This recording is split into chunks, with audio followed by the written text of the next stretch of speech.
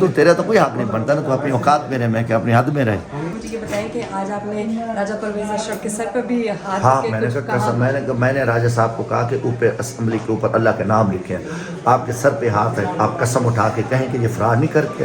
تو راجہ صاحب چپ تھے. دستی صاحب, آج اندر آپ کی لڑائی ہونے لگی تھی طارق بشیر چیمہ سے, ہوا کیا ہے؟ کوئی لڑائی نہیں ہونے چاہیے, وہ ذہنی طور پہ ذہنی مریض ہے وہ. اس کی وجہ یہ تھی کہ اپنا نماز کے لیے میں نے اسپیکر کو کہا, تو اسپیکر سے بات ہو رہی تھی نا, دیکھو نا اسلامی ملک ہے تو کم از کم جمعہ نماز کا تو حق ہے نا. جمعہ نماز کا بھی وقفہ نہیں دے رہے تھے, اجلاس چلا رکھا, اور کتنے لوگوں کی جمعہ نماز جو ہے نا وہ رہ گئی ہے. تو میں نے کہا یہ اسپیکر کو, تو وہ ایسے بول پڑا, تو وہ مینٹلی اپسیٹ ہے, وہ ایسے بھی ہارا ہوا شکست خوردہ شخص ہے. آپ دیکھیں وہاں صحافیوں کو گلے پڑ جاتا ہے, اپنے آپ کو گالیاں دیتا ہے. تو اس لیے میں نے کہا تو تیرا تو کوئی حق نہیں بنتا نا, تو اپنی اوقات میں رہے, میں کہ اپنی حد میں رہے.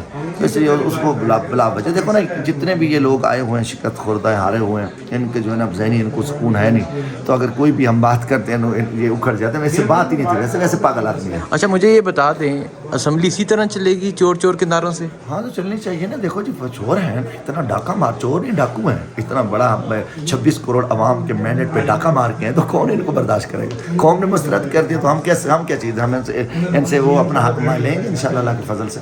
اور دوسری چیز ہے کہ انشاءاللہ ہمارا ہے کہ عمران خان باہر ہے, عمران خان ملک کا وزیر اعظم ہے, عوام نے فیصلہ کیا عمران خان کے حق میں, پاکستان کے حق میں. تو یہ کھلے چور ہیں, ان کے چہرے لٹکے ہوئے ہیں, لعنت پڑ رہی ہے ان کے اوپر. کوئی ایک لعنت نہیں ہے, اللہ کی بھی لعنت ہے جھوٹے پہ, 26 کروڑ عوام کی بھی لعنت ہے, پوری دنیا کی لعنت ہے. سر ایاز صادق جو ہے اسپیکر بن گئے ہیں, کیا کہیں گے؟ اور دوسرا مجھے یہ بتائیں کہ آج آپ نے راجہ پرویز اشرف کے سر پہ بھی ہاتھ ہاں, رکھ میں کے نے کچھ کہا کہا. میں نے راجہ صاحب کو کہا کہ اوپر اسمبلی کے اوپر اللہ کے نام لکھیں, آپ کے سر پہ ہاتھ ہے, آپ قسم اٹھا کے کہیں کہ یہ فرار نہیں کر کے.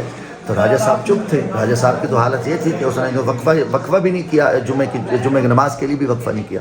تو ان کو کیا ہے, ان کو ہمیں شرم آتی ہے.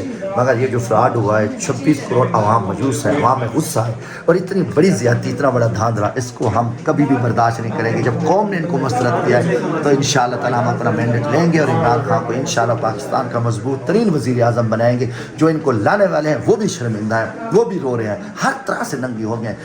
جو لوگ تھے وہ اللہ اس کو سلامت رکھے, خان صاحب کو جیل میں بیٹھا ہے, ان سب کو ننگا کیا. سارے جو پاکستان کے دشمن غدار لٹیرے تھے, اور ان وہ سارے ننگے ہو چکے ہیں, اور رسوا ہو چکے ہیں, ذلیل ہو چکے ہیں. ایاز صادق کو کیسے دیکھ رہے ہیں بطور؟ اگر ہم کیا دیکھیں, وہ مسلم لیگ نون کا ہے, وہ بھی اسی طریقے سے 2 نمبر طریقے سے بن کے ہیں. وہ شکست ہیں, سارے ہار کے ہیں. ان کا قید نواز شریف شکست کھا کے 70,000 ٹھیک ہے.